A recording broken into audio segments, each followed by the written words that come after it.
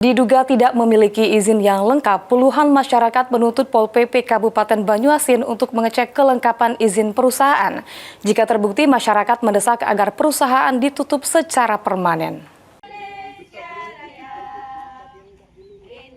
Diduga tidak memiliki izin yang lengkap, puluhan masyarakat menuntut Pol PP Kabupaten Banyuasin untuk mengecek kelengkapan izin perusahaan. Jika terbukti, masyarakat mendesak agar perusahaan ditutup secara permanen. Puluhan masyarakat yang tergabung dalam organisasi kemasyarakatan melakukan aksi damai untuk menuntut Pol PP Banyuasin mengecek kelengkapan izin perusahaan bahan baku pupuk di Desa Langkan. Koordinator aksi Indo Sapri mengatakan, berdasarkan informasi dan data, diduga kuat perusahaan tersebut melakukan kegiatan galian C. Indo Sapri juga meminta agar pihak perusahaan dipanggil dan diperiksa administrasi secara lengkap. Nah, ini ada kuat dugaan kami berkaitan masalah perizinan yang belum lengkap.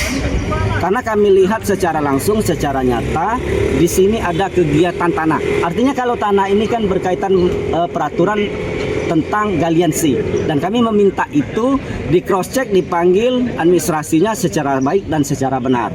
Ketika memang perizinan tidak lengkap, apalagi berkaitan masalah galian C-nya belum selesai, kenapa harus operasi? Sementara itu, Bustanil, PLT Sekretaris Pol PP dan Damkar Banyuasin mengatakan pihaknya akan melakukan pemanggilan dan investigasi ke perusahaan untuk memastikan kelengkapan izin perusahaan. Terima kasih atas orasi pada siang ini, dan kami selaku Satpol PP mewakili pimpinan akan melakukan investigasi.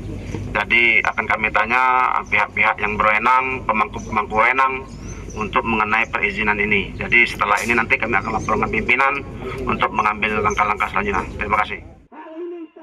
Ridho Ilahi, PAL TV.